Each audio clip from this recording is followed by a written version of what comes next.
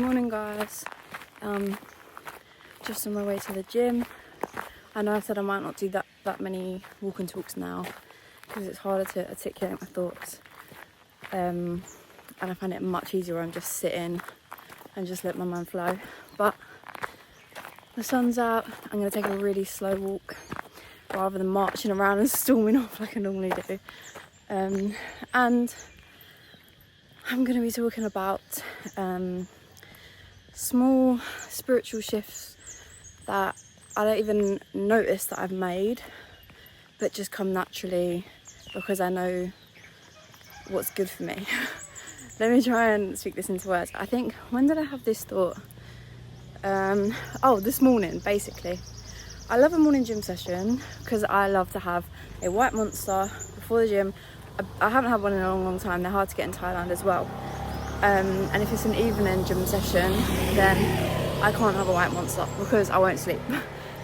This just sounds so silly, but yeah, I like to go in the morning to have a white monster. And in my head I was like, okay, let's go tomorrow morning, get myself a white monster. It just gives me that like boost of motivation. I've got up this morning, I'm like, I don't crave a white monster. I haven't had a Coke Zero or a Diet Coke in God knows how long. I used to have one a day. Like, this may sound silly, like I said, but the smallest things, my body knows that energetically is not good for me. It knows that is still extremely processed, no matter how many calories is in it. And I don't crave it anymore because I think because I didn't have access to it for a long time. Like, I was going to say this, I have a very addictive personality, and that's not me trying to sound different or anything, because I'm pretty sure that 90% of the population have a very addictive personality. That's just the way the world works now, especially with fucking dopamine and stuff. Mine was never really with dopamine. Yeah, it is dopamine. It was never really like screens and social media. It was bad things that I was addicted to. And so then I shifted my addictions to health and wellness and fitness and stuff, which was still unhealthy. So I think I'm trying to like ease my way out of that as well. And a podcast that I listened to yesterday, this girl said that when she was healing from her eating disorder, she got told by her therapist to not do yoga or any sort of movement for a week. And she was like, well, why? Because it's good for my mental. And the therapist was like, just try it.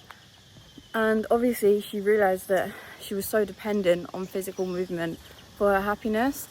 And fuck me, so am I. Like, the first thing I do when I get up in the morning is go to that little gym, go on a 30-minute walk, do my yoga, Pilates, whatever it is. My weeks are very much based around what movement I'm going to get in, you know. I think it's on this road, yeah.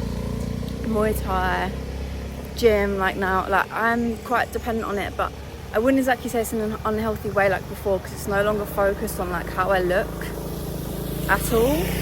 Actually, that would be completely lying to myself. Sometimes it is.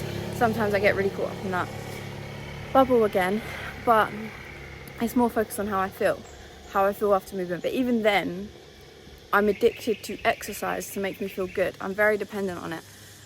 Anyway, this is me just trying to articulate that I have an addictive personality. And now I've lost why that even was needed, why I was even saying that. Small shifts you may not notice. So that, I mean, yeah, I guess you could say I was like slightly addicted to low calorie fizzy drinks to just feel that craving. Another small example, this is again food based, but I'm just saying because I've been feeding myself very much whole foods, not processed, not worrying about calories, but just whole foods, and also portion control. I hate to say it, you know, there's a side of TikTok, skinny talk, which is obviously very unhealthy for you, depends how you take it.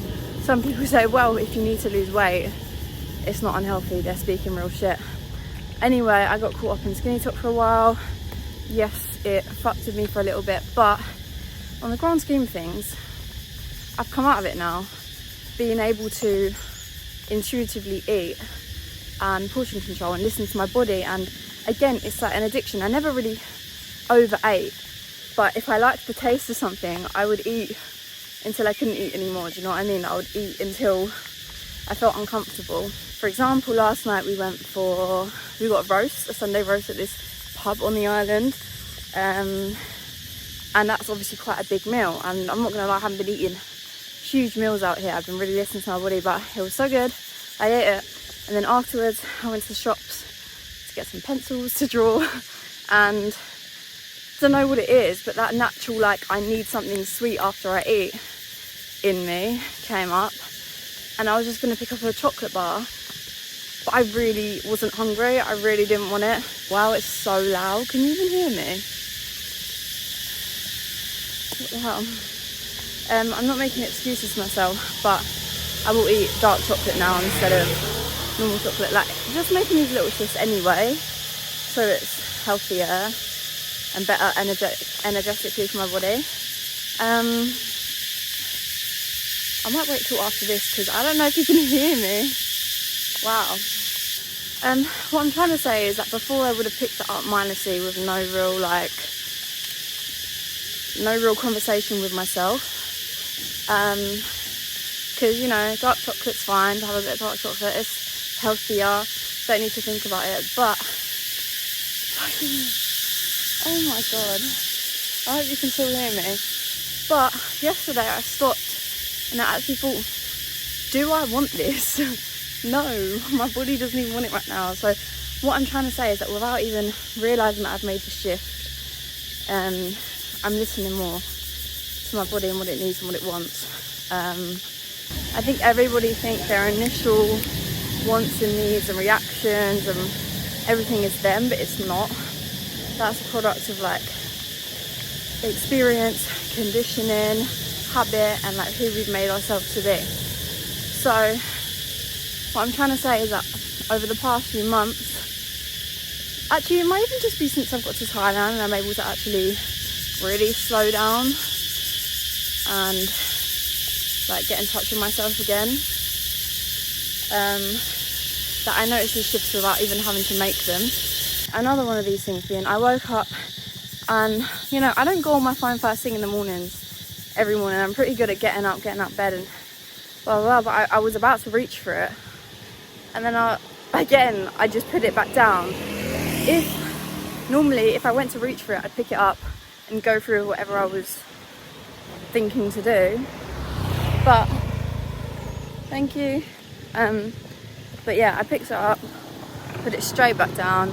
Like, it's just these natural habits now that I've kind of drilled into myself, that my subconscious is even starting to know and understand what is good and what I want, if that makes sense.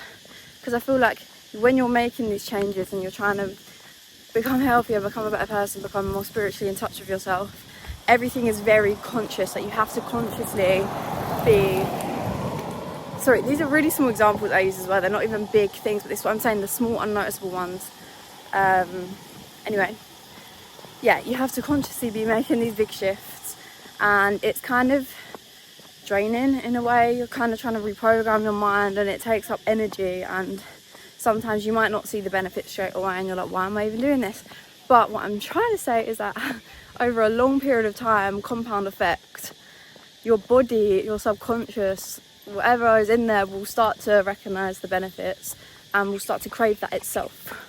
I'm not saying that I'm never going to have a white monster again. I'm not saying that I'm never going to have a Coke Zero, or like I won't eat dark chocolate. None of this. I'm just saying that it's becoming natural to me now to like slow down and actually tune in with myself before making a decision straight away.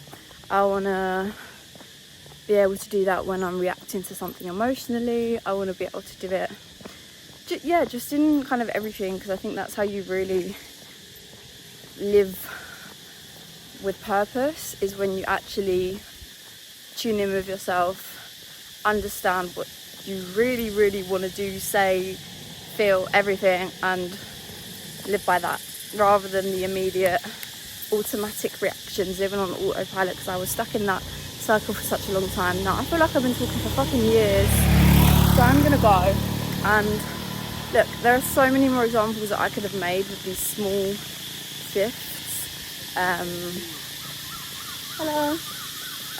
These small shifts that just make me feel more spiritually in touch with myself. And again, it might sound ridiculous for some people, the fact I'm talking about fucking White Monster and dark chocolate. Sorry, I'm literally sweating as well. I always get like a big sweat moustache, so sorry if that is out today.